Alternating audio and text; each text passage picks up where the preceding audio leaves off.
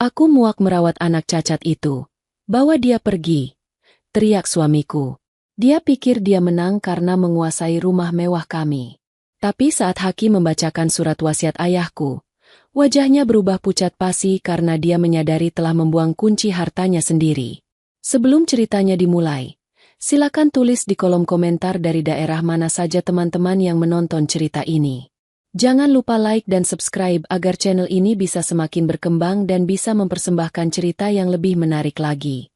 Suara dengung mesin nebulizer mengisi keheningan malam di kamar sempit itu. Uap tipis mengepul, menyelimuti wajah pucat Tiara, putriku yang baru berusia 7 tahun. Dadanya naik turun dengan irama yang berat. Seolah setiap tarikan napas adalah perjuangan yang harus dimenangkannya. Aku duduk di tepi ranjang, mengusap punggungnya yang ringkih dengan minyak kayu putih, mencoba memberikan sedikit kehangatan di tengah dinginnya AC yang sudah mulai rusak ini. Jam dinding menunjukkan pukul 10 malam. Tubuhku rasanya remuk redam. Seharian ini Tiara muntah-muntah karena efek samping obat barunya.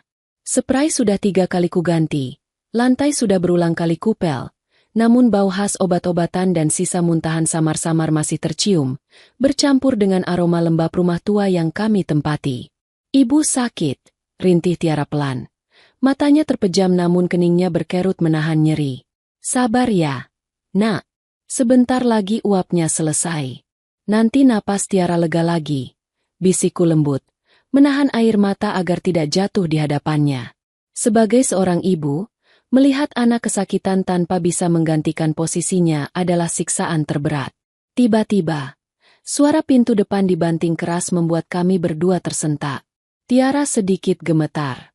Aku buru-buru mematikan mesin uap karena waktunya sudah selesai. Lalu menyelimuti Tiara. Tidur ya, sayang. Ayah sudah pulang. Ibu buatkan teh dulu buat ayah, kataku menenangkan. Dengan langkah gontai, aku berjalan keluar kamar menuju ruang tamu. Di sana, berdiri Bagas, suamiku. Dia sedang melepas dasi mahalnya dengan kasar. Wajahnya merah padam, dan matanya menyapu seisi ruangan dengan tatapan yang membuat nyaliku menciut. Tatapan jijik. Pulang kerja capek-capek. Rumah bukannya rapi malah kayak kapal pecah. Bentaknya tanpa basa-basi. Kakinya menendang mainan balok Tiara yang tertinggal di dekat sofa.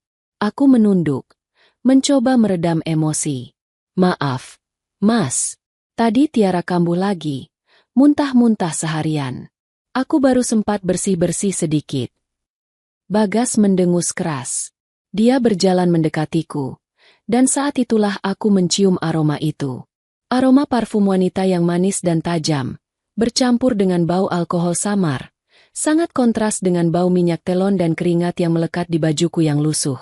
Dia terlihat begitu necis. Rambutnya tertata rapi dengan pomade mahal, kemejanya licin bermerek branded, sementara aku, rambutku hanya dicepol asal, wajahku kusam tanpa bedak, dan kantung mataku menghitam karena kurang tidur. Tiara lagi, Tiara lagi. Bagas memijat pelipisnya seolah keberadaan putrinya adalah sumber migrain terbesarnya. Kamu itu di rumah seharian ngapain aja, Sari? Cuma ngurus 1 anak saja nggak becus. Bau rumah ini bikin aku mual. Bau obat, bau penyakit. Hatiku mencelos. Dulu, Bagas adalah pria yang berjanji akan menjaga kami dalam suka dan duka. Namun, sejak karirnya menanjak dan dia dipromosikan menjadi manajer regional, dia berubah. Uang dan jabatan membuatnya lupa daratan. Dia malu memiliki anak yang sakit-sakitan. Dia malu karena Tiara tidak bisa dia pamerkan di acara kantor seperti anak rekan-rekannya yang sehat dan aktif. Mas, pelankan suaramu. Tiara baru saja tidur. Pintaku memelas. Bukannya melunak, Bagas justru semakin meninggikan suaranya, seolah sengaja agar Tiara mendengar. Biar dia dengar. Anak itu cuma beban. Uang gajiku habis cuma buat beli obat-obatan gak berguna itu. Kapan dia sembuhnya? Kapan aku bisa menikmati hasil keringatku sendiri tanpa harus disedot terus sama penyakitnya? Mas Bagas, seruku tertahan. Dia anakmu. Darah dagingmu sendiri. Bagas menatapku tajam. Telunjuknya mengarah tepat ke wajahku. Kalau bukan karena aku kasihan sama kamu yang keluarganya sudah bangkrut itu, aku sudah lama pergi. Sari, kamu harusnya bersyukur aku masih mau pulang ke rumah bau ini. Kata-kata itu menancap tepat di ulu hati. Memang benar, keluargaku dulu kaya raya. Ayahku pengusaha sukses. Namun, menjelang akhir hayatnya, usahanya gulung tikar karena ditipu rekan bisnis. Kami jatuh miskin tepat sebelum ayah meninggal. Bagas menikahi aku saat kondisi kami masih di atas. Tapi sekarang, saat roda berputar ke bawah, sifat aslinya mulai terkuak. Aku menatap Bagas yang kini berjalan menuju kamar mandi dengan angkuh. Dia tidak bertanya apakah aku sudah makan. Dia tidak bertanya bagaimana kondisi Tiara hari ini. Dia hanya peduli pada kenyamanannya sendiri. Malam itu, aku kembali ke kamar Tiara. Aku melihat putri kecilku itu pura-pura tidur, tapi air mata mengalir dari sudut matanya yang terpejam. Dia mendengar semuanya. Dia mendengar ayahnya menyebutnya beban. Aku memeluk Tiara erat-erat, menumpahkan tangis dalam diam. Maafkan ibu, nak. Maafkan ibu. Bisikku. Di dalam hati, rasa sakit ini perlahan berubah menjadi sesuatu yang lain. Sesuatu yang lebih dingin dan keras. Aku tidak tahu sampai kapan aku bisa bertahan, tapi demi Tiara, aku akan melakukan apa saja. Namun, aku tidak menyadari bahwa malam ini hanyalah permulaan dari badai besar yang akan menghancurkan rumah tangga kami hingga ke pondasinya. Pagi itu, suasana di meja makan terasa lebih dingin dari biasanya. Tidak ada denting sendok garpu yang beradu riuh. Tidak ada percakapan hangat. Hanya ada suara berita dari televisi yang sengaja kunyalakan untuk memecah keheningan yang mencekam. Aku meletakkan piring berisi nasi goreng di hadapan Bagas. Dia sudah rapi dengan setelan jas abu-abu mahalnya. Jam tangan emas melingkar di pergelangan tangannya. Jam yang harganya mungkin setara dengan biaya pengobatan Tiara selama 3 bulan. Sementara itu, aku baru saja selesai memandikan Tiara dan mendudukkannya di kursi roda di dekat jendela agar dia bisa melihat matahari pagi. Bagas tidak menyentuh makanannya. Dia menyesap kopinya perlahan, lalu meletakkan cangkir itu dengan bunyi klunting yang cukup keras. Tangan kanannya merogoh tas kerjanya, mengeluarkan sebuah amplop coklat tebal dan melemparnya ke tengah meja makan, tepat di depan piringku. Amplop itu meluncur mulus dan berhenti tepat di hadapanku. Apa ini, Mas? Tanyaku, meski firasat buruk mulai merayapi tengkuku. Buka saja, jawabnya dingin, tanpa menatap mataku. Matanya sibuk menatap layar ponsel, mungkin membalas pesan dari seseorang yang membuatnya tersenyum simpul tadi malam. Dengan tangan gemetar, aku membuka amplop itu. Mataku membelalak saat membaca judul dokumen di dalamnya. Gugatan perceraian. Duniaku rasanya berhenti berputar sejenak. Napasku tercekat. Aku menatap Bagas, mencari setitik keraguan di wajahnya. Tapi yang kutemukan hanyalah wajah datar yang penuh ketegasan dan kelegaan. Mas, kamu serius? Suaraku serak, nyaris tak terdengar. Bagas akhirnya meletakkan ponselnya. Dia menatapku dengan tatapan bosan. Aku sudah memikirkannya matang-matang. Sari, aku tidak bisa terus-terusan hidup seperti ini. Karierku terhambat. Aku ditawari promosi ke kantor pusat. Tapi aku selalu ragu mengambilnya karena harus mengurus kalian. Aku capek. Capek. Aku tertawa getir. Air mata mulai menggenang. Mas, kamu bilang kariermu terhambat karena kami? Selama ini aku yang mengurus Tiara 24 jam. Aku tidak pernah memintamu begadang. Aku bahkan berjualan kue online diam-diam supaya tidak minta uang tambahan padamu. Di mana letak kami menghambatmu? Biaya. Sari. Biaya. Bagas menggebrak meja, membuat Tiara yang duduk di dekat jendela tersentak kaget. Kamu pikir obat-obatan anak itu murah? Kamu pikir terapi tiap minggu itu gratis? Uangku habis. Teman-temanku sudah investasi tanah, beli mobil sport, liburan ke Eropa. Sedangkan aku, gaji besar tapi habis buat rumah sakit. Dia anakmu, Mas. Itu kewajibanmu. Teriakku, tidak lagi peduli pada sopan santun. Dan soal rumah ini, kamu mau mengusir kami? Bagas menyandar di kursinya, melipat tangan di dada dengan angkuh. Baca baik-baik isi gugatan itu. Aku menuntut hak asuh Tiara jatuh ke tanganmu, karena jelas aku sibuk dan tidak bisa merawatnya. Tapi untuk harta Gonogini, rumah dan mobil, itu hakku. Darahku mendidih. Apa kamu gila? Rumah ini berdiri di atas tanah warisan ayahku. Ayahku yang memberikan tanah ini untuk kita saat kita menikah. Tanah doang, Sari. Potong Bagas cepat. Senyum sinis tersungging di bibirnya. Rumah tuanya sudah aku rombak total. Siapa yang bayar renovasi jadi 2 lantai? Aku. Siapa yang bayar pajak PBB tiap tahun? Aku. Siapa yang mengisi perabot mewah di sini? Aku. Secara hukum, kontribusiku jauh lebih besar. Tanah ayahmu itu nilainya tidak seberapa dibanding bangunan yang sudah kubangun dengan keringatku. Aku menggeleng tak percaya. Keserakahannya benar-benar sudah menutup mata hatinya. Dia ingin membuang kami, tapi dia tidak mau kehilangan aset sedikit pun. Terus kami tinggal di mana? Mas? Tiara butuh tempat yang layak. Kalau kami keluar dari sini tanpa uang sepeser pun, bagaimana nasib Tiara? Bagas mengangkat bahu, seolah itu adalah masalah sepele yang tidak perlu dia pikirkan. Itu urusanmu. Kamu kan ibunya. Lagi pula, aku mau mulai hidup baru yang bersih. Clean slate. Tanpa kamu yang penampilannya sudah kayak pembantu. Dan tanpa anak penyakitan yang bikin malu itu. Kalimat itu seperti tamparan keras yang membakar pipiku. Hidup baru? Maksudmu dengan wanita yang parfumnya menempel di bajumu semalam? Wajah Bagas sedikit berubah. Tapi dia cepat-cepat menguasai diri. Jangan mengalihkan topik. Tanda tangani saja surat itu. Kalau kamu setuju tanpa ribut-ribut, mungkin aku akan kasih sedikit uang kerahiman buat sewa kontrakan petak. Tapi kalau kamu melawan, jangan harap dapat sepeser pun. Dia berdiri, merapikan jasnya, lalu mengambil kunci mobil. Aku tunggu jawabanmu nanti malam. Dan tolong, bereskan barang-barang rongsokan Tiara dari ruang tengah. Nanti malam ada tamu penting yang mau datang. Siapa? Tanyaku curiga.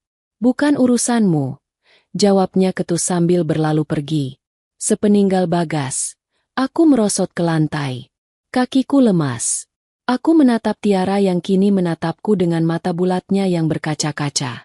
Dia tidak bertanya, tapi dia tahu sesuatu yang buruk sedang terjadi. Aku memandang sekeliling rumah ini. Dinding-dinding kokoh ini. Lantai marmer dingin ini. Dulu ayah memberikan tanah ini agar aku dan cucunya memiliki tempat berteduh yang aman. Tapi sekarang, suamiku sendiri, orang yang ayah percaya untuk menjagaku, justru hendak merampasnya. Ibu, jangan nangis. Suara kecil Tiara memecah lamunanku. Dia mengulurkan tangan kurusnya, mencoba menggapaiku. Aku menghapus air mata kasar, lalu bangkit dan memeluknya. Ibu nggak nangis, sayang. Ibu cuma kelilipan. Dalam pelukan itu, aku bersumpah, Bagas boleh merendahkanku, dia boleh menghinaku, tapi dia tidak akan bisa menyakiti Tiara lebih dari ini. Jika dia ingin perang, maka aku akan memberikannya perang. Tapi saat ini, aku masih buta. Aku tidak punya uang, tidak punya kuasa, dan tidak punya koneksi. Aku hanyalah seorang ibu rumah tangga dengan anak sakit yang sedang berada di ujung tanduk. Hari itu berlalu dengan lambat dan menyiksa. Aku mulai memilah pakaian kami, berjaga-jaga untuk kemungkinan terburuk. Namun, aku tidak menyangka bahwa tamu penting yang dimaksud Bagas akan datang lebih cepat dari perkiraanku, dan kedatangannya akan menjadi awal dari mimpi buruk yang sebenarnya. Matahari sudah lama tenggelam, digantikan oleh langit kelabu yang menyimpan mendung tebal. Angin malam berhembus kencang, menggoyangkan dahan pohon mangga di halaman depan rumah kami, atau mungkin, rumah yang sebentar lagi bukan lagi menjadi milik kami. Sejak percakapan di meja makan pagi tadi, aku seperti robot yang kehilangan nyawa. Aku bergerak, tapi pikiranku kosong. Aku mulai memasukkan baju-baju Tiara ke dalam koper besar. Bukan karena aku setuju untuk pergi, tapi naluri seorang ibu mengatakan bahwa situasi ini tidak aman. Bagas bukan lagi pria yang kucintai dulu. Dia telah berubah menjadi orang asing yang berbahaya. Ibu, kita mau liburan. Tanya Tiara polos saat melihatku melipat baju tidur kesayangannya yang bergambar beruang. Dia duduk di atas karpet, memegang tabung oksigen kecilnya. Napasnya terdengar sedikit berat malam ini, mungkin karena cuaca yang dingin. Aku tersenyum getir, menahan desakan air mata yang sudah menumpuk di pelupuk mata. Iya, sayang. Kita mau pindah ke tempat petualangan baru. Tempatnya mungkin tidak sebesar ini, tapi kita akan selalu bersama. Belum sempat Tiara menjawab, suara deru mobil terdengar berhenti tepat di depan pagar. Itu suara mesin mobil Bagas, tapi ada suara lain yang menyertainya. Suara tawa perempuan yang melengking manja. Jantungku berdegup kencang. Firasat buruku pagi tadi ternyata benar adanya. Tamu penting. Itu sudah datang. Pintu depan terbuka lebar tanpa dikunci. Langkah kaki bersepatu hak tinggi beradu dengan lantai marmer, menciptakan bunyi tuk-tuk-tuk yang angkuh dan mengintimidasi. Wah, Mas, ini rumahnya? Besar juga ya, walaupun modelnya agak kuno. Suara seorang wanita terdengar menggema di ruang tamu. Iya, sayang. Nanti kamu bisa rombak sesuka hatimu. Mau ganti warna cat, mau ganti furnitur, terserah. Yang penting kamu betah. Jawab Bagas dengan nada yang begitu lembut. Nada yang sudah bertahun-tahun tidak pernah ia gunakan padaku. Aku menggendong Tiara, membawanya keluar dari kamar dengan langkah gemetar. Di ruang tengah, pemandangan itu menghantamku lebih keras dari tamparan fisik manapun. Bagas berdiri di sana, merangkul pinggang seorang wanita muda yang cantik. Wanita itu mengenakan gaun merah ketat yang memamerkan lekuk tubuhnya. Wajahnya full makeup, dan aroma parfum mahalnya langsung menusuk hidung, bertabrakan dengan bau minyak kayu putih yang menempel di bajuku. Mereka berdua menoleh saat melihatku keluar. Bagas tidak terlihat kaget ataupun malu. Wajahnya datar, seolah keberadaanku di sana hanyalah gangguan kecil seperti lalat yang harus diusir. Sementara wanita itu, sebut saja namanya Cindy, menatapku dari ujung kaki ke ujung kepala dengan tatapan merendahkan, lalu menutup hidungnya dengan tangan yang lentik. Ih, Mas, kok bau obat sih di sini? Apek banget. Keluh Cindy manja sambil mengibaskan tangannya di depan hidung. Bagas tertawa kecil, lalu mengecup kening Cindy. Sabar ya. Nanti kalau sumber baunya sudah pergi, aku panggil jasa cleaning service profesional buat sterilkan seluruh rumah. Biar wangi kayak kamu. Darahku mendidih. Aku mengeratkan pelukanku pada Tiara yang kini menyembunyikan wajahnya di ceruk leherku karena takut. Bagas. Suaraku bergetar karena amarah. Apa maksud semua ini? Kamu bawa selingkuhanmu ke rumah saat aku dan anakmu masih ada di sini. Bagas melepaskan rangkulannya dan melangkah maju mendekatiku. Wajahnya berubah garang. Jaga mulutmu, Sari. Dia bukan selingkuhan. Dia calon istriku. Calon ibu baru buat anak-anakku kelak.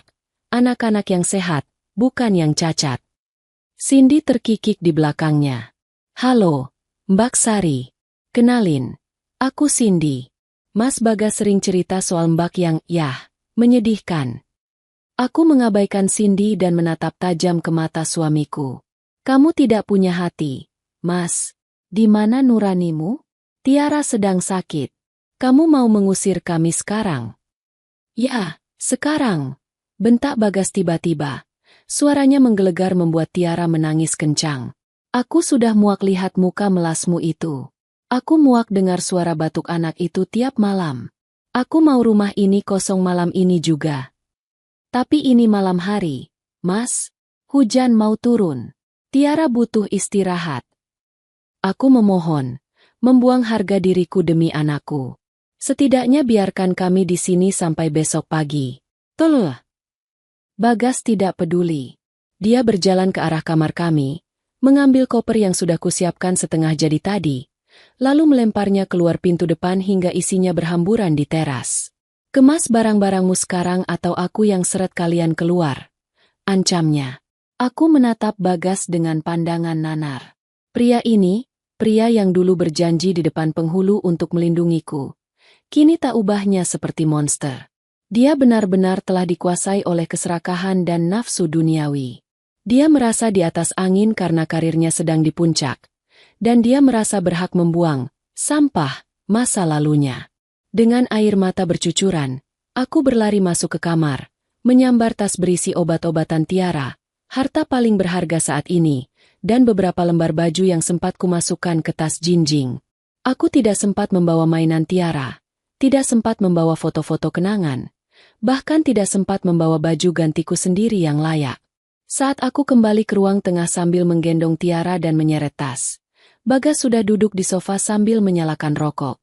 Asapnya mengepul, membuat Tiara terbatuk-batuk hebat. Keluar, desis Bagas dingin. Dan ingat kata-kataku tadi pagi. Jangan harap kamu dapat sepeser pun dari rumah ini. Ini hasil keringatku.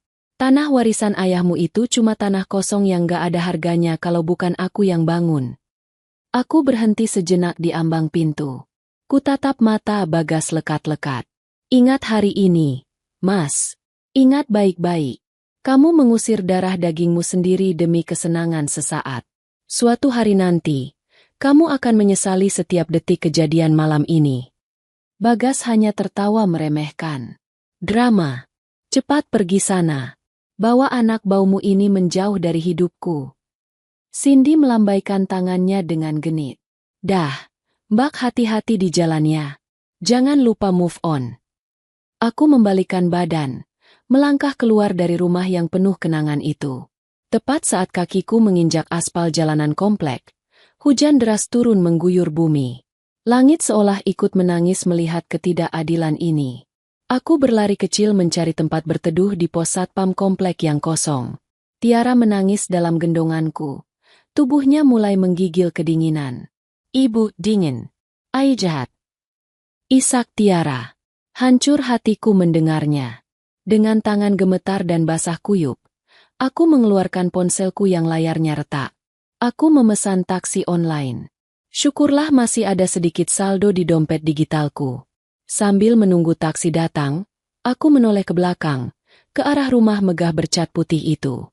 Lampu ruang tengah menyala terang. Dari jendela kaca yang besar, aku bisa melihat bayangan dua orang sedang berdansa dan tertawa. Mereka merayakan kemenangan mereka di atas penderitaan kami. Bagas merasa dia sudah menang. Dia merasa dia pemilik segalanya. Tunggu saja, Mas. Bisikku pada angin malam yang menusuk tulang. Aku mungkin kalah malam ini. Tapi demi Tiara, aku akan bangkit. Aku akan pastikan kamu membayar setiap tetes air mata anakku. Sebuah mobil MPV hitam berhenti di depan pos satpam. Supirnya, seorang bapak paruh baya, menatapku iba saat aku masuk dengan kondisi basah kuyup sambil memeluk anak kecil. Kemana tujuannya, Bu? Tanya supir itu lembut. Aku terdiam sejenak. Kemana? Aku tidak punya keluarga lain. Teman-teman sosialitaku dulu sudah menjauh sejak keluargaku bangkrut. Ke kontrakan paling murah yang bapak tahu di daerah pinggiran kota. Pak, jawabku lirih. Tolong antar saya ke sana. Mobil itu melaju menembus hujan, membawa kami menjauh dari kemewahan yang menyakitkan, menuju ketidakpastian yang menakutkan. Di kursi belakang, aku memeluk Tiara erat-erat, mencoba menyalurkan sisa-sisa kehangatan tubuhku, sambil berdoa agar Tuhan memberiku kekuatan untuk menghadapi hari esok yang gelap. Bau lembab langsung menyergap hidungku begitu aku membuka mata. Bukan wangi aromaterapi lavender yang biasa kuhirup di kamar lamaku, melainkan bau apek dari dinding yang berjamur dan selokan yang mampet di depan pintu. Aku terbangun di atas kasur busa tipis yang digelar langsung di lantai. Punggungku terasa sakit semua. Di sampingku, Tiara masih tertidur, namun napasnya terdengar grog-grog kasar. Dadanya naik turun dengan cepat. Kami kini tinggal di sebuah peta kontrakan sempit di gang sempit pinggiran Jakarta. Ukurannya hanya 3x4 meter. Menyatu antara ruang tidur dan dapur kecil. Kamar mandinya ada di luar, berbagi dengan penghuni kontrakan lain. Atapnya dari seng, sehingga kalau siang panasnya bukan main, dan kalau hujan suaranya bising seperti sedang dihujani batu kerikil. Ini sudah 2 minggu sejak malam pengusiran itu. 2 minggu yang terasa seperti 20 tahun bagiku. Ibu haus. Suara Tiara terdengar serak. Aku segera bangkit. mengambil botol air mineral gelas. Ini, sayang, minum pelan-pelan. Tiara meminumnya sedikit, lalu menolak. Wajahnya semakin pucat. Lingkaran hitam di bawah matanya semakin jelas. Obat-obatan Tiara sudah menipis. Stok yang kubawa malam itu hanya cukup untuk 1 minggu, dan aku sudah mencatut jatah obatnya menjadi setengah dosis agar bisa bertahan lebih lama. Aku tahu itu berbahaya, tapi aku tidak punya pilihan. Uang simpananku sudah habis untuk membayar sewa kontrakan ini selama 3 bulan di muka. Syarat mutlak dari pemilik kontrakan yang galak. Sisa uang tunai di dompetku tinggal Rp50.000. Itu harus cukup untuk makan kami berdua selama. Entah sampai kapan. Aku mencoba mencari pekerjaan. Tapi siapa yang mau mempekerjakan ibu rumah tangga yang sudah bertahun-tahun tidak bekerja dan harus membawa anak sakit kemana-mana? Setiap pagi, setelah memandikan Tiara dengan air dingin, karena tidak ada pemanas air, aku menitipkannya sebentar di dalam kamar terkunci, dengan perasaan was-was luar biasa, untuk bekerja sebagai buruh cuci gosok di rumah tetangga yang agak berada di ujung gang. Bayarannya hanya cukup untuk membeli nasi bungkus dan susu sachet Tiara. Siangnya, aku mencoba berjualan kue online. Tapi, modal untuk bahan kue sangat mahal. Pesanan pun sepi karena aku tidak punya modal untuk promosi. HP-ku pun sering hang karena terlalu tua. Hari itu, panas matahari terasa membakar atap seng kontrakan kami. Tiara terus merengek karena gerah dan sesak napas. Kipas angin kecil yang kubeli bekas di pasar loak berputar lemah, seolah mengejek penderitaan kami. Ibu, dadaku sakit. Rintih Tiara sambil memegangi dadanya. Aku panik. Sakit banget. Nah, coba tarik napas pelan-pelan, hembuskan. Tiara mencoba mengikuti instruksiku, tapi wajahnya mulai membiru. Cyanosis. Istilah medis itu berputar di kepalaku bagai sirine bahaya. Jantung atau paru-parunya sedang bermasalah serius. Oksigen tidak cukup masuk ke tubuhnya. Kita ke dokter ya, sayang. Tahan sebentar, kataku sambil menyambar dompet dan menggendong Tiara yang kini terasa semakin ringan. Berat badannya turun drastis.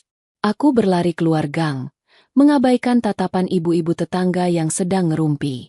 Aku memberhentikan bajai, memohon agar dia mau mengantar kami ke rumah sakit umum daerah terdekat. Sepanjang perjalanan, aku mencoba menghubungi Bagas. Ini darurat. Ini soal nyawa anaknya. Aku menekan nomornya yang sudah hafal di luar kepala. Tut, tut. Panggilan tersambung. Hatiku sedikit lega. Halo? Suara Bagas terdengar, diiringi suara denting piring dan musik jazz lembut di latar belakang. Sepertinya dia sedang makan siang di restoran mewah. Mas Bagas. Mas, tolong. Tiara kritis. Kami lagi jalan ke UGD sekarang. Tolong transfer uang buat biaya masuk. Mas, aku nggak punya uang sama sekali.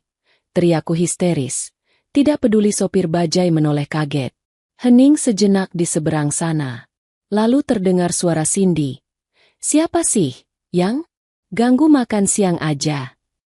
Bukan siapa-siapa, jawab Bagas. Lalu suaranya kembali terdengar di telingaku, dingin dan tajam. Sari, aku kan sudah bilang, jangan hubungi aku lagi. Tiara itu sekarang tanggung jawabmu. Kamu yang mau hak asuh, kan? Ya urus sendiri. Jangan jadi pengemis.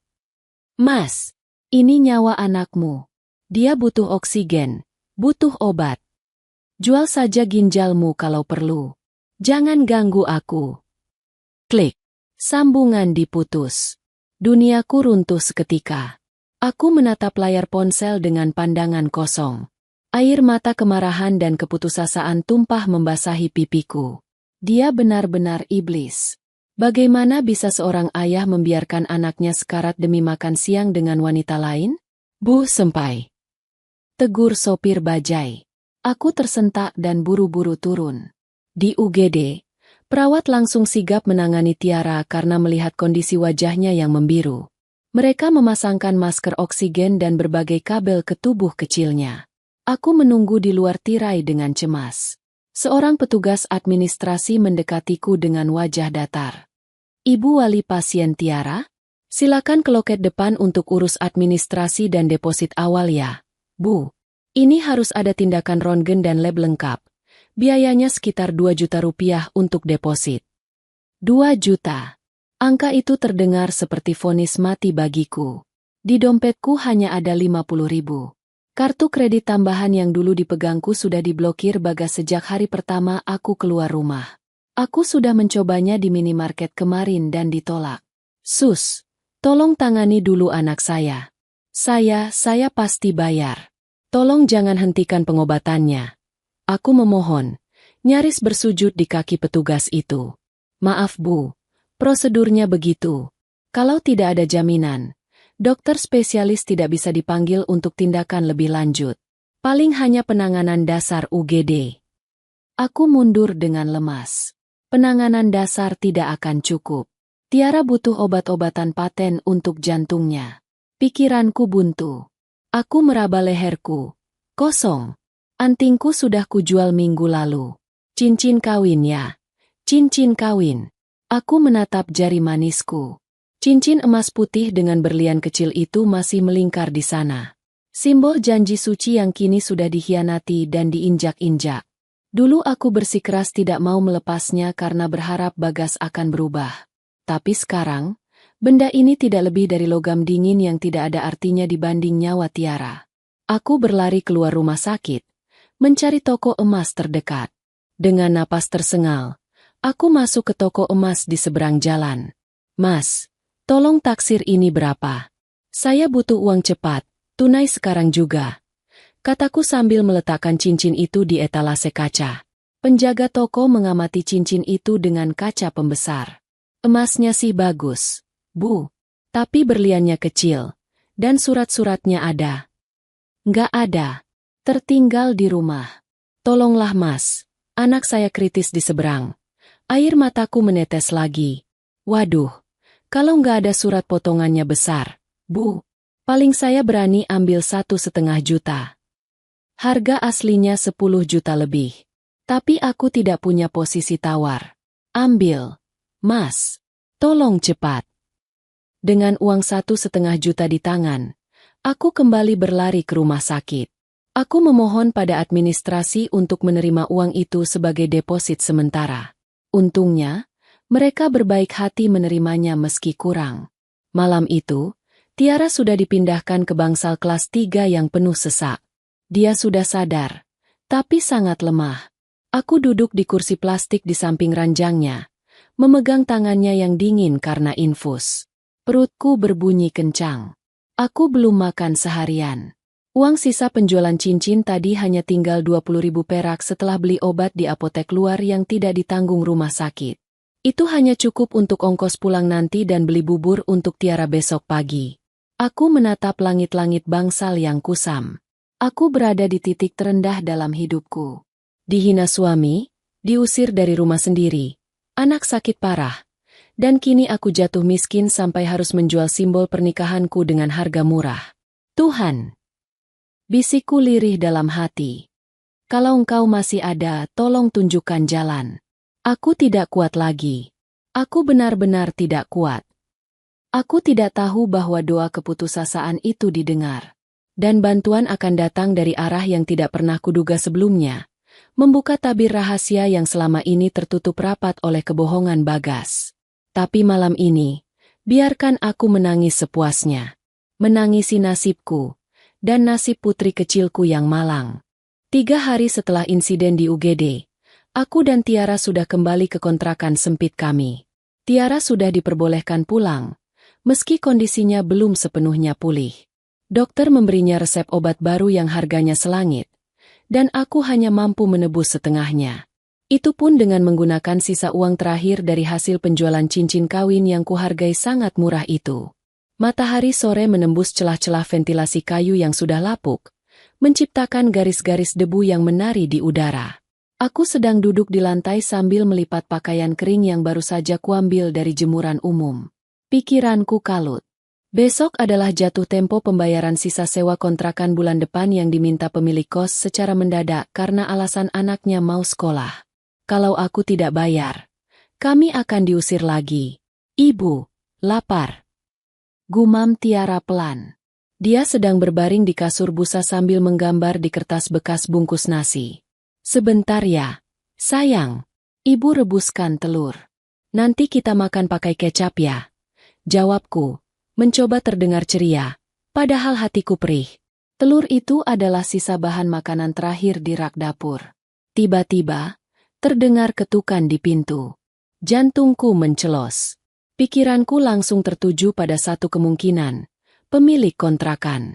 Atau lebih buruk lagi, debt collector dari kartu kredit yang mungkin tagihannya sudah membengkak karena bunga, meski aku tidak memakainya. Dengan langkah ragu, aku mendekati pintu kayu triplek itu. Siapa? Tanyaku waspada. Assalamualaikum, Nak Sari. Ini Bapak. Suara berat seorang pria tua terdengar dari luar. Aku mengernyit. Suara itu terdengar familiar. Tapi rasanya mustahil dia ada di tempat kumuh seperti ini. Perlahan, aku membuka kunci pintu dan mengintip. Mataku terbelalak. Di depan pintu kontrakanku yang catnya mengelupas, berdiri seorang pria tua beruban dengan setelan batik lengan panjang yang rapi dan celana bahan hitam. Dia memegang sebuah tas kulit coklat tua yang terlihat vintage namun mahal. Itu Pak Burhan. Sahabat mendiang ayah sekaligus notaris kepercayaan keluarga kami dulu. Pak Burhan. Suaraku tercekat. Pak, Bapak kok bisa ada di sini? Pak Burhan tersenyum ramah. Namun matanya menyiratkan kesedihan mendalam saat melihat kondisi tempat tinggalku. Dia melihat ke dalam ruangan sempit itu, melihat Tiara yang kurus kering di atas kasur tipis, dan melihatku yang berpakaian lusuh. Boleh Bapak masuk? Sari? Ada hal penting yang harus Bapak sampaikan. Pintanya lembut. Aku buru-buru membuka pintu lebar-lebar. Merasa malu luar biasa. Silakan, Pak. Maaf, tempatnya berantakan dan sempit. Tidak ada kursi. Pak Burhan masuk tanpa ragu. Dia melepaskan sepatu pantofelnya yang mengkilap dan duduk bersila di lantai, tepat di hadapanku. Kehadirannya di ruangan ini terasa sangat kontras. Seperti meletakkan berlian di tumpukan jerami. Tiara, salim dulu sama Eyang Burhan, panggilku. Tiara merangkak pelan dan mencium tangan Pak Burhan. Pak Burhan mengusap kepala Tiara dengan mata berkaca-kaca. Sudah besar cucu sahabatku ini. Tapi kenapa kurus sekali? Gumamnya lirih. Lalu dia menatapku tajam. Sari, kenapa kamu tidak pernah menghubungi Bapak? Bapak dengar dari gosip rekan-rekan pengacara kalau Bagas menggugat cerai kamu dan mengusirmu. Bapak cari kamu kemana-mana. Sampai akhirnya Bapak dapat info dari satpam komplek lamamu kalau kamu naik taksi ke arah sini. Aku menunduk, menahan tangis. Aku malu, Pak. Aku pikir aku sudah tidak punya siapa-siapa lagi. Keluarga sudah bangkrut. Ayah sudah tiada. Aku tidak mau merepotkan Bapak. Pak Burhan menghela napas panjang. Dia membuka tas kulitnya dan mengeluarkan sebuah map tebal berwarna merah marun. Aroma kertas tua langsung tercium saat dia meletakkannya di antara kami. Kamu salah, Sari. Ayahmu memang bangkrut sebelum meninggal. Usahanya hancur ditipu orang. Tapi, ayahmu bukan orang bodoh. Dia sangat menyayangimu, dan dia punya firasat yang tajam tentang suamimu, Bagas. Aku mengangkat wajahku. Bingung. Maksud Bapak? Dulu, saat kamu memaksa menikah muda dengan Bagas, ayahmu setuju dengan berat hati. Dia melihat ambisi yang terlalu besar di mata Bagas. Karena itu, diam-diam ayahmu menyelamatkan satu aset terakhir yang dia miliki. Aset yang tidak dimasukkan dalam daftar sita jaminan bank saat kebangkrutan terjadi. Jantungku berdegup kencang. Aset apa, Pak? Tanah dan bangunan rumah di Jalan Mawar nomor 10. Rumah yang selama ini kalian tempati, yang sekarang dikuasai Bagas. Jawab Pak Burhan tegas. Aku ternganga. Tapi, Bagas bilang itu hak dia. Dia yang merenovasi, dia yang bayar pajak. Dia bilang tanah itu warisan yang sudah jadi miliknya karena pemberian nikah. Pak Burhan tertawa kecil. Tawa yang penuh dengan nuansa hukum yang licik namun memihak kebenaran. Bagas boleh merenovasi sampai langit ketujuh sekalipun. Tapi dia lupa satu hal, legalitas. Tanah itu tidak pernah dibalik nama atas nama Bagas, dan juga tidak pernah dibalik nama atas namamu secara langsung. Pak Burhan membuka map itu dan menunjuk sebuah pasal dalam akta notaris yang kertasnya sudah menguning. Ini adalah trust fund atau dana amanat. Ayahmu membuat wasiat khusus. Tanah dan rumah itu adalah aset rikat yang diatasnamakan kepada cucu kandungnya, Tiara Anindya.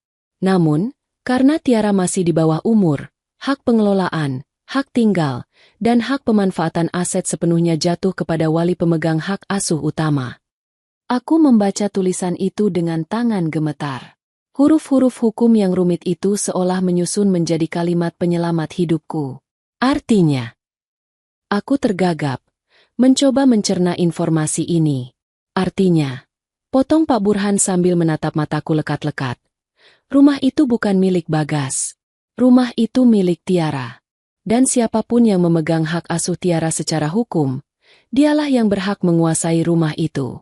Jika Bagas membuang Tiara, dia otomatis membuang haknya atas rumah itu. Air mataku tumpah. Bukan karena sedih, tapi karena rasa haru yang luar biasa. Ayahku, di balik diamnya, di balik kebangkrutannya, dia telah menyiapkan payung pelindung untukku dan Tiara jauh sebelum hujan badai ini datang. Dia tahu aku mungkin akan lemah. Dia tahu aku mungkin akan kalah oleh cinta buta.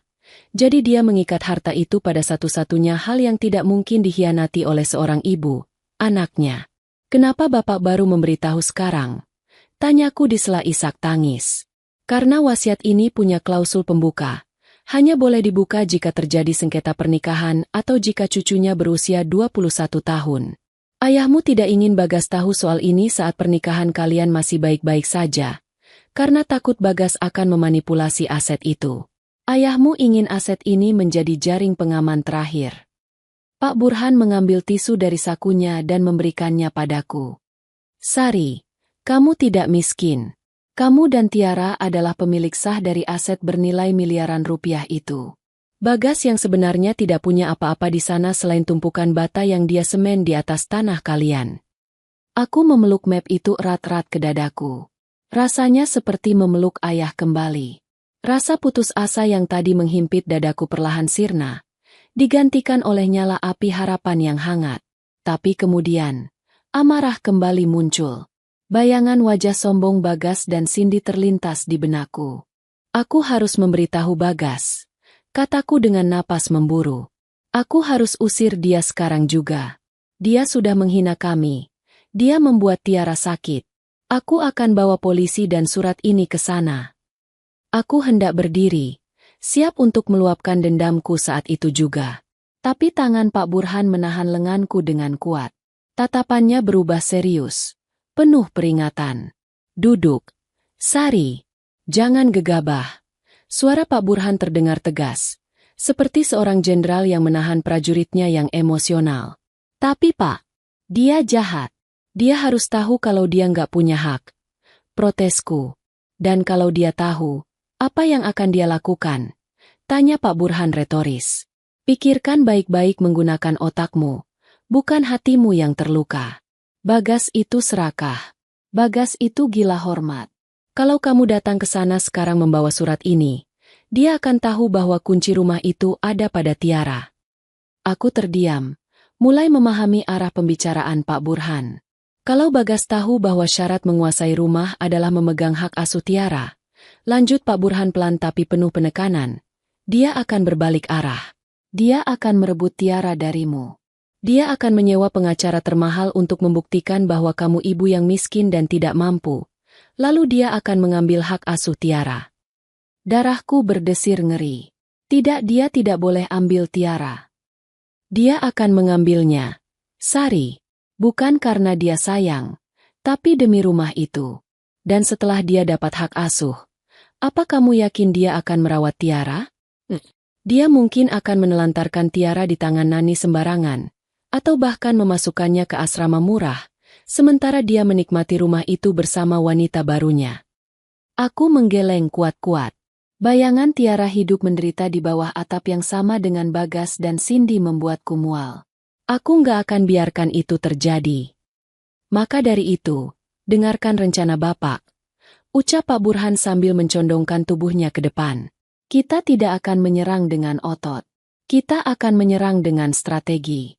Biarkan musuhmu merasa menang, sampai dia sendiri yang menandatangani kekalahannya. Sore itu, di dalam kontrakan sempit yang pengap, aku mendengarkan setiap kata Pak Burhan. Bukan lagi sebagai istri yang teraniaya, tapi sebagai seorang ibu yang sedang menyusun strategi perang demi kelangsungan hidup anaknya. Air mataku sudah kering. Kini, yang tersisa hanyalah tekad baja. Bagas ingin bermain api? Maka aku akan pastikan dia terbakar oleh apinya sendiri. Lampu bohlam kuning 15 watt menerangi ruangan kami yang mulai gelap. Pak Burhan masih duduk di hadapanku. Kali ini dengan selembar kertas kosong dan pulpen di tangannya. Tiara sudah tertidur pulas setelah memakan telur rebus dan nasi kecap dengan lahap. Wajah polosnya terlihat damai. Tidak menyadari bahwa nasibnya sedang dipertaruhkan di atas kertas coretan strategi kami. Langkah pertama, kata Pak Burhan, menulis angka 1 di kertas itu. Biarkan proses perceraian berjalan sesuai keinginan Bagas.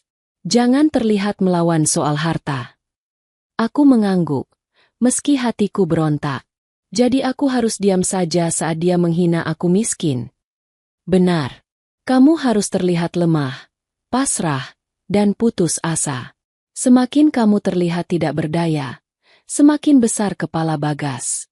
Orang yang sombong biasanya lengah, jelas Pak Burhan. Tujuan utamanya adalah membuat Bagas secara resmi, di depan hukum dan hakim, menolak hak asuh Tiara. Dia memang sudah menolaknya. Pak, di surat gugatan awal, dia bilang dia menyerahkan Tiara padaku, ujarku. Itu belum cukup, sela Pak Burhan. Di pengadilan, hakim biasanya akan mengusahakan mediasi. Hakim akan bertanya soal kemampuan finansial. Kalau Bagas melihat kamu terlalu miskin, hakim mungkin akan ragu memberikan hak asuh padamu. Bagas bisa saja dipaksa hakim untuk membiayai atau mengasuh bersama. Kita tidak mau itu. Kita mau Bagas menolak hak asuh itu dengan inisiatifnya sendiri, secara mutlak, tanpa celah untuk kembali. Bagaimana caranya? Kita harus memancing keserakahannya. Kita harus membuat dia berpikir bahwa Tiara adalah beban finansial yang sangat besar, yang akan menghancurkan hidup mewahnya jika dia ikut campur. Pak Burhan tersenyum licik. Pak Burhan mulai menjabarkan detail rencananya. Aku mendengarkan dengan seksama, menyerap setiap instruksi. Rencananya berisiko, tapi brilian. Besok lusa adalah jadwal mediasi pertama, kan? Tanya Pak Burhan. Iya, Pak. Surat panggilannya sudah datang kemarin. Bagus. Datanglah ke sana. Jangan pakai baju bagus. Pakai baju yang paling sederhana yang kamu punya. Jangan pakai make-up. Biarkan wajah lelahmu terlihat. Bapak akan datang mendampingimu, tapi bukan sebagai notaris senior yang sukses. Bapak akan menyamar sebagai pengacara pro bono, gratisan, dari lembaga bantuan hukum murahan. Kita buat Bagas meremehkan kita habis-habisan. Aku membayangkan skenario itu. Bagas pasti akan tertawa melihatku datang bersama pengacara tua yang terlihat lusuh. Lalu, soal tuntutan, lanjut Pak Burhan. Nanti saat mediasi, kamu harus pura-pura memelas. Mintalah harta Gonogini sedikit saja. Misalnya, minta bagian 20% dari nilai rumah untuk biaya pengobatan Tiara. Bagas pasti akan menolak mentah-mentah. Saat dia menolak itulah, kamu harus mengalah, dengan syarat dia melepaskan hak asuh dan kewajiban menafkahi Tiara sepenuhnya. Tunggu, Pak, kalau dia tidak menafkahi Tiara, kami makan apa? Tanyaku khawatir. Pak Burhan menepuk tangan saya pelan. Itu hanya pancingan, Sari. Begitu palu hakim diketuk dan hak asuh jatuh ke tanganmu 100%. Detik itu juga surat wasiat ayahmu aktif. Kamu dan Tiara akan kembali menguasai rumah itu. Nilai rumah itu miliaran. Kamu bisa menyewakan sebagian, atau bahkan Bagas yang harus keluar dari sana dengan tangan kosong. Kamu tidak akan butuh uang receh dari Bagas lagi. Aku tertegun. Rencana ini benar-benar membalikkan keadaan. Jadi kuncinya adalah membuat Bagas merasa jijik dan takut rugi mengurus Tiara. Tepat sekali.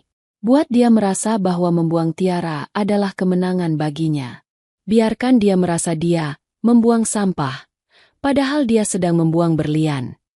Malam itu, setelah Pak Burhan pulang, aku tidak bisa tidur. Aku berdiri di depan cermin kecil yang retak di kamar mandi umum. Aku menatap pantulan wajahku. Mata yang cekung, tulang pipi yang menonjol, rambut yang kusam. Dulu, aku akan menangis melihat wajahku sejelek ini. Tapi malam ini, aku melihat wajah ini sebagai senjata. Aku mulai berlatih.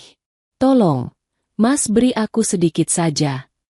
Bisikku pada cermin, mencoba mengatur mimik wajah sedih dan memelas. Aku tidak sanggup membiayai tiara sendiri.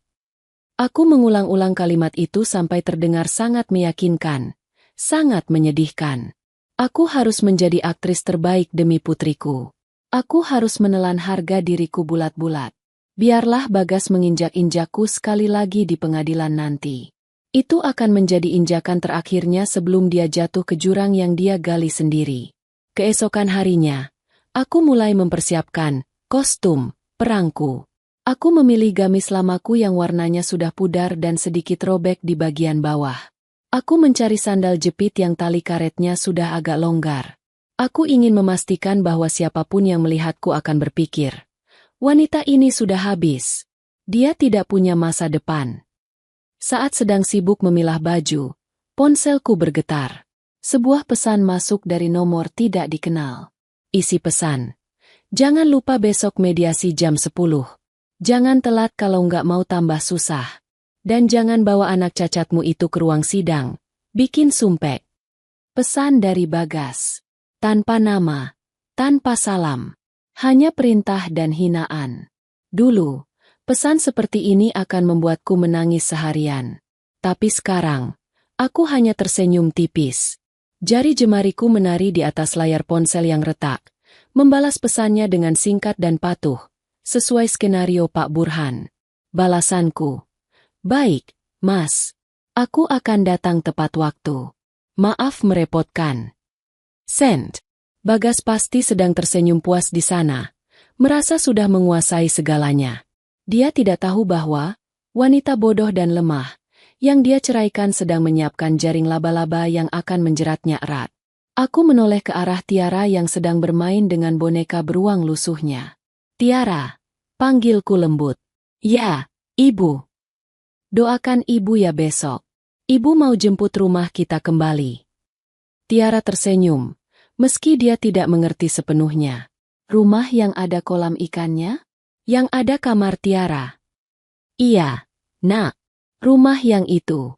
Rumah milik Tiara. Malam itu, aku tidur dengan perasaan yang anehnya tenang. Seperti ketenangan laut sebelum tsunami datang menghantam daratan. Mediasi besok bukan sekadar perceraian. Ini adalah panggung sandiwara di mana aku akan memainkan peran sebagai korban yang kalah, demi memenangkan perang yang sesungguhnya. Aku menutup mata, membayangkan wajah Bagas saat Pak Burhan nanti membacakan surat wasiat itu. Bayangan itu menjadi pengantar tidur yang paling indah yang pernah kurasakan selama berbulan-bulan. Gedung pengadilan agama itu berdiri kokoh dengan pilar-pilar putih yang menjulang tinggi, seolah ingin menunjukkan wibawa hukum yang tak tergoyahkan. Namun, bagiku hari ini, gedung itu tak ubahnya seperti arena gladiator. Bedanya, tidak ada singa atau pedang. Hanya ada tumpukan berkas dan kata-kata tajam yang siap menguliti harga diri. Aku melangkah turun dari angkot yang berhenti tepat di depan gerbang. Matahari pagi sudah terasa menyengat, membuat keringat mulai membasahi punggungku yang tertutup gamis lusuh berwarna coklat pudar. Sandal jepitku berbunyi ceapak-cepek setiap kali menginjak aspal panas. Sebuah bunyi yang sangat kontras dengan deru halus mesin mobil sedan hitam mengkilap yang baru saja melintas di sampingku. Itu mobil Bagas. Mobil yang dulu kami pilih bersama di showroom. Kini kacanya tertutup rapat, menyembunyikan penumpangnya dari panas dan debu jalanan, dan dari pandanganku. Pak Burhan sudah menungguku di lobi. Penampilannya hari ini benar-benar totalitas. Jas yang dikenakannya terlihat kedodoran dan sedikit kusut di bagian lengan. Tas kerjanya diganti dengan tas kanvas tua yang warnanya sudah memudar. Jika tidak mengenalnya, Orang pasti akan mengira dia adalah pengacara magang yang belum pernah memenangkan satu kasus pun, atau pensiunan pegawai kecamatan yang sedang mengurus pensiun. "Siap, Nak Sari?" Tanyanya pelan sambil menyerahkan sebotol air mineral gelas. Aku mengangguk, meneguk air itu sedikit untuk membasahi tenggorokan yang kering karena gugup. "Siap, Pak. Jantungku mau copot rasanya." "Ingat, kamu adalah aktris hari ini. Tundukkan kepala. Jangan tatap matanya dengan berani. Biarkan dia merasa di atas angin," bisik Pak Burhan. Kami berjalan menuju ruang mediasi 3. Di koridor, aku melihat Bagas sedang berdiri bersandar di dinding, tertawa lepas bersama seorang pria muda berjas licin, pengacaranya. Bagas mengenakan kemeja biru muda slim fit yang memamerkan hasil ngegimnya, lengkap dengan jam tangan Rolex yang berkilau ditimpa cahaya lampu neon koridor. Dia terlihat begitu segar, begitu sukses, dan begitu bahagia. Seolah perceraian ini hanyalah sebuah bisnis meeting biasa baginya. Saat melihatku datang, tawa Bagas terhenti. Matanya menyapu penampilanku dari atas ke bawah dengan tatapan jijik yang tidak ditutup-tutupi. "Astaga, Sari," sapanya dengan nada mengejek. "Kamu ke pengadilan atau mau minta sumbangan?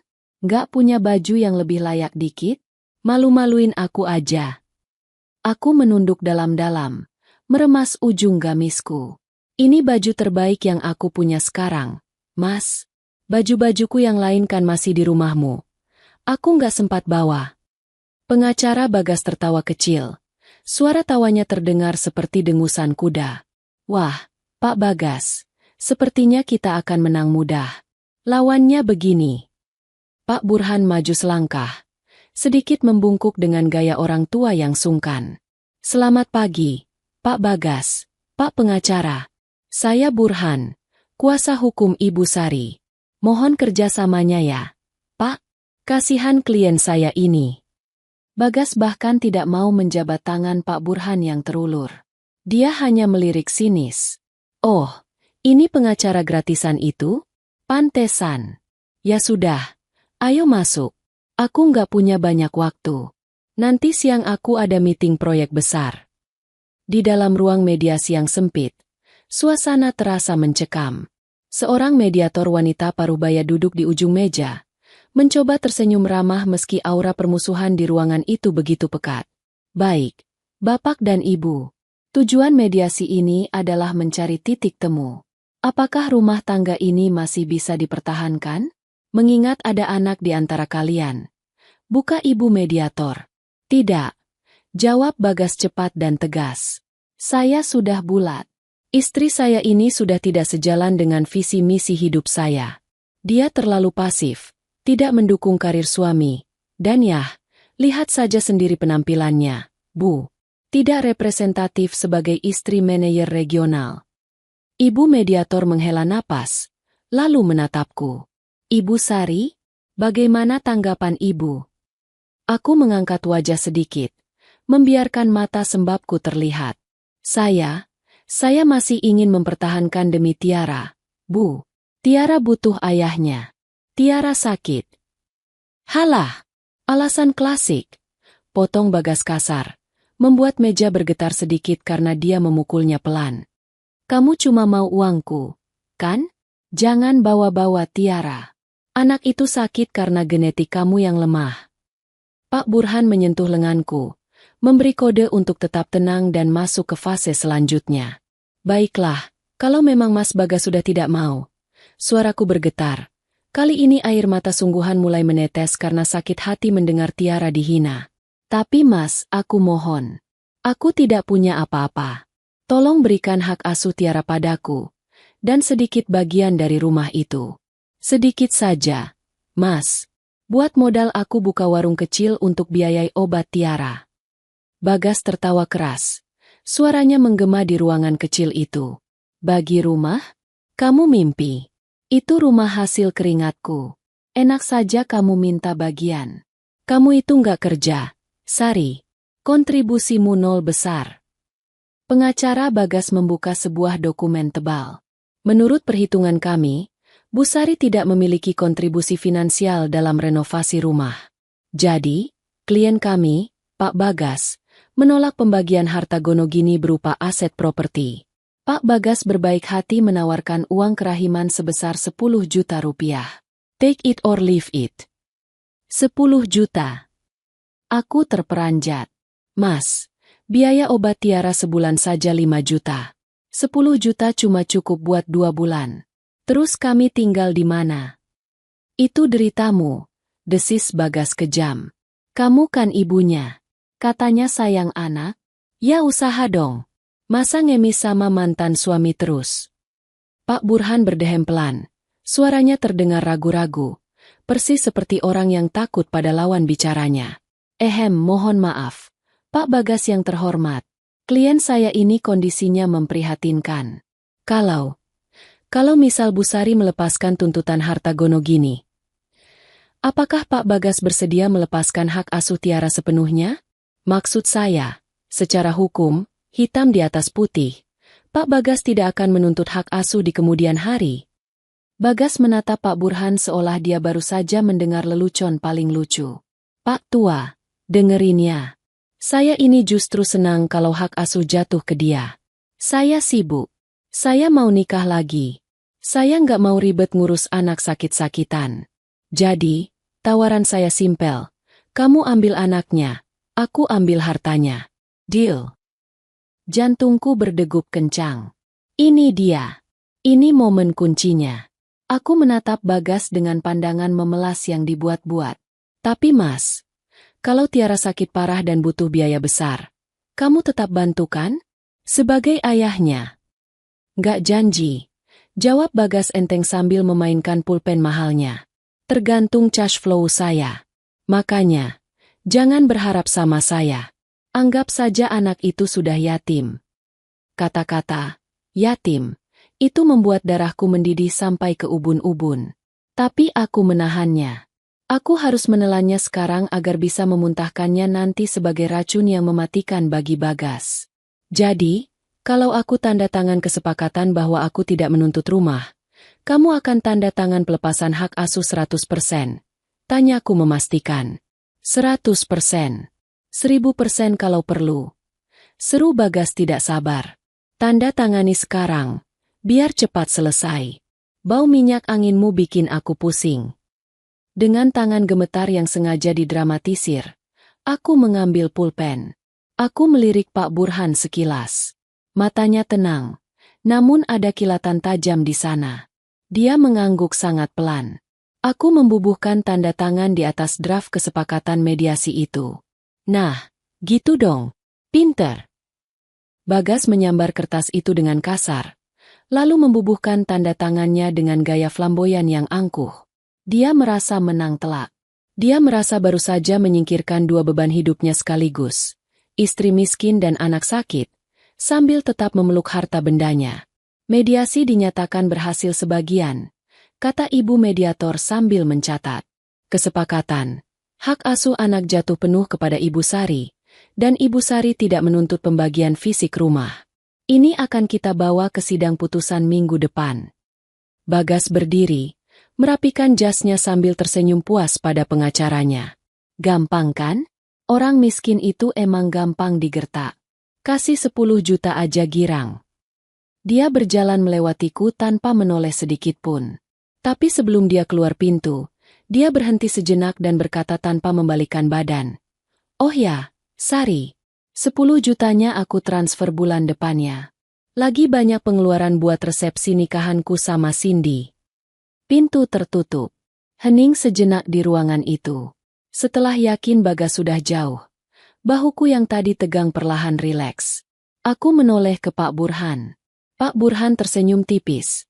Senyum seorang pemenang catur yang baru saja melihat lawannya memakan umpan pion. Aktingmu bagus, nak, bisiknya. Dia sudah masuk perangkap. Dokumen mediasi ini adalah bukti hukum bahwa dia menolak mengasuh Tiara atas kemauannya sendiri demi harta. Di sidang nanti, ini akan menjadi senjata makan tuan yang mematikan. Aku menghapus air mata di pipiku. Air mata yang tadi kusiapkan untuk sandiwara. Namun sebagian adalah air mata kepedihan yang nyata. Dia bilang Tiara yatim. Pak. Suaraku tercekat. Biarkan dia bicara, Sari. Karena minggu depan, dia akan berharap dia tidak pernah dilahirkan, jawab Pak Burhan dingin. Kami keluar dari ruangan itu dengan langkah yang berbeda. Tidak ada lagi keraguan. Minggu depan adalah hari penghakiman. Dan aku tidak sabar melihat wajah sombong itu runtuh menjadi debu. Hari persidangan tiba. Langit Jakarta tampak mendung, seolah menahan beban berat yang siap ditumpahkan. Sama seperti perasaanku hari ini. Ini adalah babak akhir. Hari di mana nasibku, Tiara, dan Bagas akan ditentukan oleh palu hakim. Ruang sidang utama pengadilan agama cukup ramai. Beberapa pengunjung sidang lain duduk di kursi kayu panjang di bagian belakang, menunggu giliran mereka. Namun, perhatianku hanya tertuju pada meja tergugat di sebelah kanan. Bagas duduk di sana dengan percaya diri yang meluap-luap. Hari ini dia mengenakan setelan jas hitam carcoal yang sangat rapi. Rambutnya disisir klimis ke belakang. Di sampingnya, pengacaranya sibuk menata tumpukan berkas yang kelihatannya sangat meyakinkan. Sesekali Bagas melirik ke arah kursi penonton, di mana Cindy duduk dengan kacamata hitam besar dan gaun branded, seolah-olah dia adalah selebriti yang sedang menonton pertunjukan teater, bukan persidangan yang menghancurkan sebuah keluarga. Aku duduk di sisi kiri, didampingi Pak Burhan. Penampilanku masih sama sederhananya. Namun hari ini aku mengenakan kemeja putih polos dan kerudung hitam. Pak Burhan berbisik padaku. Ingat, Sari, kuncinya ada di pertanyaan hakim nanti. Tetap tenang. Sidang perkara perdata nomor sekian-sekian, antara Sari Wulandari binti Wijaya sebagai penggugat melawan Bagas Pratama bin Sudiro sebagai tergugat, dibuka dan dinyatakan terbuka untuk umum. Hakim ketua mengetuk palu 3 kali. Tok, tok, tok. Suara itu menggema, membungkam bisik-bisik di ruang sidang. Proses persidangan berjalan cukup cepat karena hasil mediasi sudah disepakati sebagian. Hakim mulai membacakan poin-poin gugatan dan jawaban. Tiba saatnya pada agenda pembuktian dan penetapan hak asuh serta harta gonogini. Pengacara Bagas berdiri dengan gagah, membusungkan dada. Yang mulia majelis hakim, berdasarkan hasil mediasi, klien kami dan penggugat telah sepakat bahwa hak asuh anak diserahkan sepenuhnya kepada penggugat.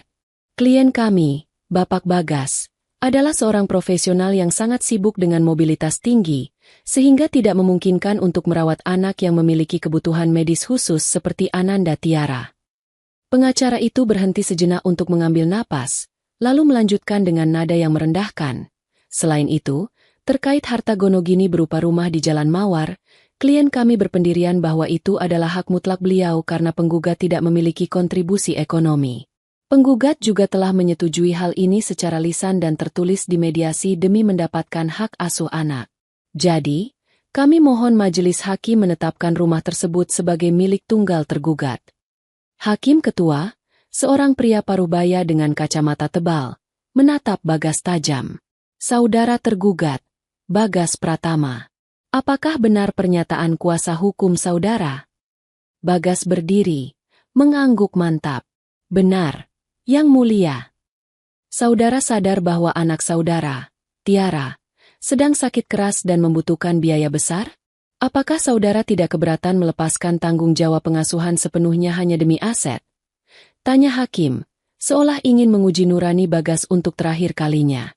Pak Burhan menyenggol kakiku di bawah meja. Ini dia momennya. Kami sudah memprediksi hakim akan menanyakan hal moral seperti ini. Bagas tersenyum tipis. Senyum yang penuh perhitungan. Dia mendekatkan mulutnya ke mikrofon. Suaranya terdengar jernih dan terekam jelas oleh Panitera. Yang Mulia, saya harus realistis. Mantan istri saya ini pengangguran. Tapi dia ngotot mau anak itu. Ya silakan. Saya tidak sanggup mengurus anak cacat yang butuh perhatian 24 jam. Itu akan menghancurkan karir saya. Saya hanya menuntut hak saya atas properti. Karena itu hasil kerja keras saya. Saya pikir itu adil. Dia dapat anak. Saya dapat rumah. Suasana ruang sidang hening seketika. Beberapa pengunjung sidang terdengar berbisik-bisik. Kaget dengan kekejaman kata-kata Bagas. Anak cacat. Kata itu keluar begitu mudah dari mulut seorang ayah. Cindy di kursi belakang terlihat menguap. Tidak peduli. Hakim ketua menatap Bagas dengan pandangan yang sulit diartikan. Campuran antara kekecewaan dan ketegasan hukum. Lalu hakim beralih menatapku. Saudara penggugat, Sari Wulandari. Apakah saudara bersedia menerima hak asuh anak sepenuhnya dengan konsekuensi saudara tidak mendapatkan bagian dari rumah tersebut? Sesuai permintaan tergugat. Aku berdiri perlahan. Kakiku terasa dingin, tapi suaraku keluar dengan lantang dan jernih. Berbeda dengan saat mediasi. Saya bersedia, Yang Mulia. Saya akan merawat Tiara dengan nyawa saya sendiri. Saya tidak butuh harta dari pria yang menyebut anaknya sendiri sebagai beban. Saya hanya minta penetapan hak asuh tunggal yang sah dan mengikat secara hukum. Hakim mengangguk-angguk. Dia berdiskusi sebentar dengan dua hakim anggota di sampingnya. Lalu dia kembali menatap ke depan. Baiklah, majelis hakim telah mendengar pernyataan kedua belah pihak. Tergugat secara sadar dan tanpa paksaan telah melepaskan hak asuh anak dan menyerahkannya kepada penggugat, dengan alasan ketidaksanggupan mengurus kondisi medis anak, dan sebagai gantinya menuntut penguasaan aset rumah. Bagas mengangguk antusias. Wajahnya berseri-seri. Dia pikir dia sudah menang telak. Maka dengan ini, hakim mengangkat palunya tinggi-tinggi. Jantungku berhenti berdetak sesaat. Waktu seolah melambat. Memutuskan, menetapkan hak asuh anak bernama Tiara Anindya jatuh sepenuhnya, 100%, kepada ibu kandungnya, Sari Wulandari. Tergugat tidak memiliki hak campur tangan dalam pengasuhan anak tersebut. Tok, palu diketuk satu kali dengan keras. Bagas langsung menyalami pengacaranya dengan gembira. Yes, akhirnya bebas. Serunya pelan tapi terdengar. Dia membayangkan hidup barunya yang bebas. Rumah mewahnya yang akan dia nikmati berdua dengan Cindy tanpa gangguan tangisan anak sakit. Namun, drama belum selesai. Tepat setelah palu diketuk, Pak Burhan berdiri dengan tenang. Dia mengangkat tangannya dengan wibawa yang tiba-tiba berubah drastis dari sosok pengacara, murahan, tadi. Interupsi, Yang Mulia. Suara Pak Burhan berat dan berwibawa, memenuhi ruangan. Hakim menoleh. Sidang pembacaan putusan belum selesai. Kuasa hukum penggugat. Ada apa? Mohon izin, Yang Mulia. Berhubungan dengan telah ditetapkannya hak asuh anak secara sah dan inkrah, berkekuatan hukum tetap, kepada klien saya barusan, saya ingin mengajukan bukti baru yang bersifat eksekutorial otomatis terkait status aset yang disengketakan tadi. Pengacara Bagas langsung protes. Keberatan Yang Mulia. Agenda pembuktian sudah lewat. Ini tidak sesuai prosedur. Ini bukan bukti sengketa, Yang Mulia. Potong Pak Burhan tajam. Matanya menatap Bagas dengan dingin. Ini adalah dokumen pelaksanaan wasiat yang aktif secara otomatis detik ini juga. Begitu palu Yang Mulia diketuk untuk hak asuh anak. Hakim mengerutkan kening. Penasaran. Silakan maju. Bawa dokumennya. Pak Burhan berjalan mantap ke meja hakim, mengeluarkan map merah marun yang selama ini dia simpan. Dia menyerahkan dokumen berhologram resmi notaris itu kepada hakim. Bagas mulai terlihat gelisah. Senyumnya memudar. Apa-apaan itu? Bisiknya pada pengacaranya. Pengacaranya menggeleng bingung. Hakim membaca dokumen itu. Matanya membelalak. Dia membaca sekali lagi. Lalu menatap Bagas. Lalu menatapku. Dan akhirnya menatap Pak Burhan. Sebuah senyum kecil, sangat tipis, muncul di sudut bibir sang hakim. Hakim itu sepertinya menyadari ironi besar yang baru saja terjadi. Saudara tergugat, Bagas Pratama, panggil hakim. Nadanya berbeda sekarang. Lebih tegas. Bagas berdiri, kali ini dengan ragu. Ya, Yang Mulia. Apakah saudara tahu status tanah dan bangunan di Jalan Mawar nomor 10 yang saudara klaim sebagai milik saudara itu? Tentu saja tahu. Itu rumah saya. Saya yang bangun. Jawab Bagas defensif. Hakim menggeleng pelan sambil mengangkat kertas wasiat itu. Menurut Akta Notaris nomor 45 tahun 2005 yang dibuat oleh mendiang ayah dari saudari Sari, tanah dan bangunan tersebut adalah aset trust fund, dana amanat, yang terikat atas nama cucu beliau, Tiara Anindya. Wajah Bagas berubah pucat seketika. Ah, apa? Hakim melanjutkan membacakan isi wasiat dengan suara lantang yang menggema di seluruh ruang sidang. Klausul pasal 3 berbunyi, aset ini tidak dapat dijual, dipindah tangankan, atau dimiliki secara pribadi oleh siapapun, kecuali dikelola dan ditempati oleh wali yang memegang hak asuh penuh atas Tiara Anindya sampai anak tersebut berusia 21 tahun. Ruang sidang gempar. Suara bisik-bisik berubah menjadi dengungan keras. Dengan kata lain, suara hakim meninggi, menembus keriuhan. Karena saudara Bagas baru saja secara resmi menolak dan melepaskan hak asuh anak saudara sendiri di depan persidangan ini, maka secara hukum, saudara kehilangan seluruh hak untuk tinggal, mengelola, atau menginjakan kaki di rumah tersebut. Bagas terhuyung ke belakang seolah ditampar hantu tak kasat mata. Dia memegang pinggiran meja agar tidak jatuh. Matanya melotot. Mulutnya terbuka tapi tidak ada suara yang keluar. Tidak mungkin. Itu palsu. Itu akal-akalan. Teriak Bagas histeris. Wajahnya memerah padam karena panik. Dokumen ini sah dan terdaftar di negara. Saudara tergugat. Tegas hakim. Saudara sendiri yang memilih untuk membuang kunci harta saudara. Saudara membuang anak saudara. Maka saudara membuang rumah itu. Pengacara Bagas langsung lemas. Menjatuhkan berkas-berkasnya. Dia tahu, dalam dunia hukum, akta wasiat otentik seperti itu sangat sulit dibantah.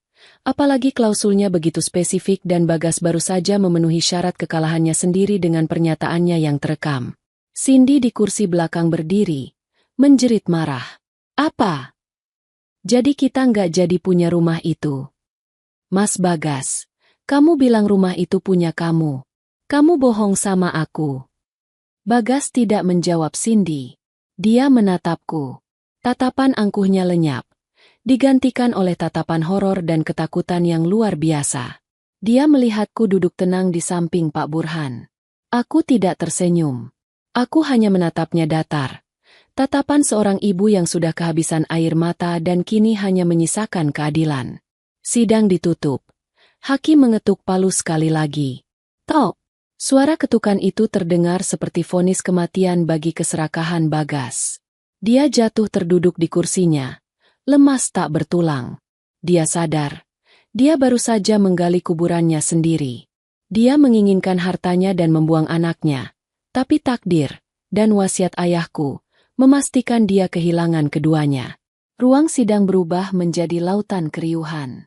Hakim mengetuk palu berulang kali, mencoba menenangkan pengunjung yang mulai riuh rendah menertawakan kebodohan Bagas. Namun, suara palu itu seolah tenggelam oleh suara tangis histeris Cindy di kursi belakang. Kamu bohong. Kamu bilang kamu kaya. Kamu bilang rumah itu punya kamu. Cindy berteriak sambil memukul-mukul punggung kursi di depannya. Aku nggak mau nikah sama gelandangan. Bagas tidak mempedulikan Cindy. Wajahnya yang tadi pucat kini berubah menjadi merah padam karena amarah yang bercampur rasa malu. Dia menatapku dengan mata melotot, seolah ingin melompat dari mejanya dan mencekikku. Kamu menjebakku. Teriak Bagas sambil menunjuk wajahku dengan tangan gemetar. Kamu tahu soal ini dari awal, kan? Dasar wanita ular. Aku masih duduk tenang di kursiku. Perlahan, aku berdiri dan merapikan kerudungku. Aku menatap matanya lurus-lurus. Tidak ada lagi ketakutan. Tidak ada lagi kepatuhan. Aku tidak menjebakmu, Mas. Jawabku dengan suara tenang namun terdengar jelas di seluruh ruangan yang mendadak hening. Aku memberimu pilihan. Berkali-kali aku memohon padamu. Di rumah, di telepon saat Tiara kritis, di ruang mediasi. Aku memohon belas kasihanmu untuk anakmu sendiri. Aku melangkah mendekat, membiarkan semua orang melihat kontras antara kami. Dia yang berjas mahal tapi jiwanya kerdil, dan aku yang berbaju lusuh tapi kini memegang kendali. Kalau saja kamu punya sedikit saja hati nurani. Lanjutku. Suaraku mulai bergetar menahan emosi yang meluap. Kalau saja kamu mau merawat Tiara bersamaku, walau cuma sedikit wasiat itu tidak akan pernah berlaku sekejam ini padamu. Tapi kamu memilih harta, Mas. Kamu membuang darah dagingmu seperti sampah demi batu bata dan semen. Jadi jangan salahkan siapa-siapa kalau harta yang kamu dewa-dewakan itu lari mengejar pemilik aslinya. Tiara. Itu tidak adil. Aku yang renovasi. Aku keluar uang miliaran. Bagas meracau, berbalik memohon pada hakim. Yang mulia, ini penipuan. Batalkan putusan tadi. Saya mau hak asuh Tiara. Saya tarik ucapan saya. Saya mau anak saya kembali. Hakim ketua menatap Bagas dengan tatapan jijik yang tidak ditutup-tutupi. Saudara tergugat. Putusan pengadilan bukan mainan anak-anak yang bisa ditarik sesuka hati. Putusan sudah dijatuhkan berdasarkan pernyataan tegas saudara yang terekam. Palu sudah diketuk. Jika saudara tidak puas, silakan ajukan banding. Tapi perlu saya ingatkan. Hakim mencondongkan tubuhnya ke depan, dengan bukti rekaman suara saudara yang menyebut anak sendiri sebagai beban dan cacat. Pengadilan manapun di negeri ini akan berpikir 1000 kali untuk menyerahkan nyawa seorang anak ke tangan ayah seperti saudara. Bagas terdiam. Lututnya lemas. Dia ambruk kembali ke kursinya, menatap kosong ke arah meja. Pengacaranya sudah sibuk membereskan tas. Terlihat ingin segera kabur dari situasi memalukan itu. Pak Burhan kemudian berdiri lagi. Yang mulia, mohon izin untuk eksekusi pengosongan rumah. Mengingat klien saya dan anaknya yang sedang sakit kini tidak memiliki tempat tinggal layak, dan rumah itu adalah hak mutlak Ananda Tiara. Dikabulkan, tegas hakim. Panitera, buatkan surat perintah eksekusi. Beri waktu 2x24 jam bagi tergugat untuk mengosongkan properti tersebut. Jika menolak, gunakan bantuan aparat kepolisian. 2 hari. Pekik Bagas. Kemana aku harus pergi? Barang-barangku banyak. Itu bukan urusan pengadilan, jawab hakim dingin. Sidang ditutup. Aku berjalan keluar ruang sidang dengan perasaan yang sulit dilukiskan. Lega, sedih, tapi juga bangga. Di pintu keluar, Bagas mencoba mengejarku. Dia mencengkeram lenganku kasar. Sari, tunggu. Napasnya memburu. Kita bicara baik-baik. Kita rujuk ya? Demi Tiara. Kasihan Tiara kalau nggak ada ayahnya. Aku hilaf. Aku janji bakal jadi ayah yang baik. Aku menepis tangannya dengan sentakan kuat. Jangan sentuh aku. Aku menatap wajah pria yang dulu kucintai setengah mati itu. Kini, dia terlihat begitu menyedihkan. Topeng kesuksesannya hancur lebur. Rujuk? Tanyaku sinis. Kamu mau rujuk sama aku? Atau rujuk sama rumah itu? Sudahlah, Mas. Jangan rendahkan dirimu lebih dalam lagi. Simpan tenagamu buat angkut barang. Dan satu lagi.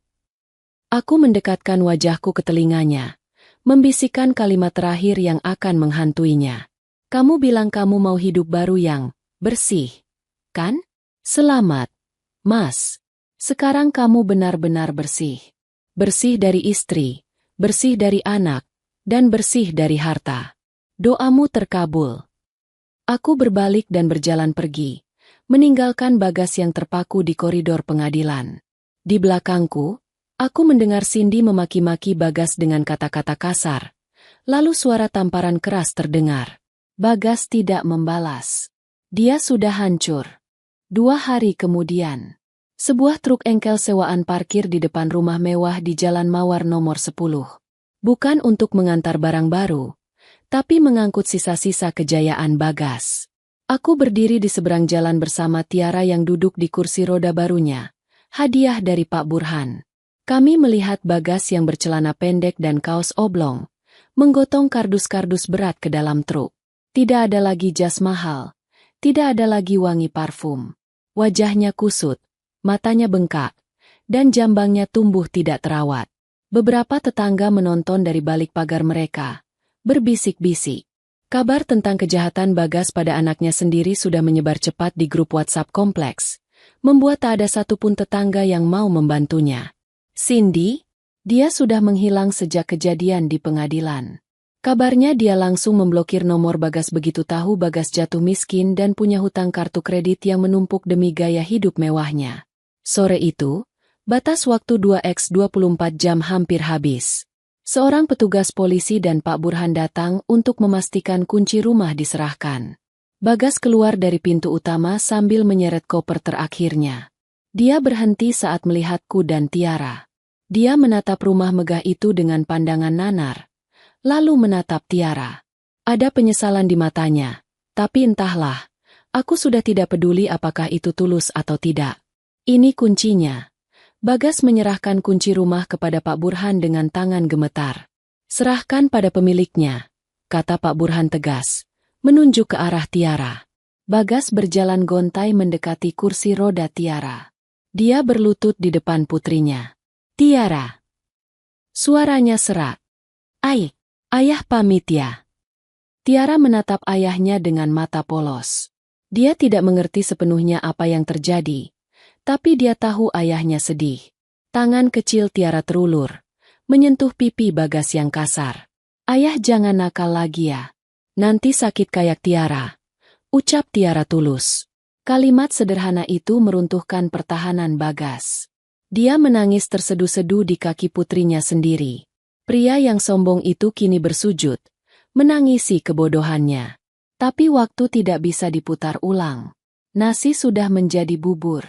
Pergilah, Mas, kataku pelan. Mulai hidupmu dari nol. Belajarlah jadi manusia dulu, baru jadi ayah. Bagas berdiri, mengusap air matanya, lalu berjalan menuju truk tuanya tanpa menoleh lagi. Truk itu menderu pergi, membawa Bagas menjauh dari kehidupan kami, meninggalkan kepulan asap hitam yang perlahan menghilang tertiup angin. Aku mendorong kursi roda Tiara masuk ke halaman rumah. Rumah ini masih sama megahnya, tapi rasanya berbeda. Udaranya lebih ringan.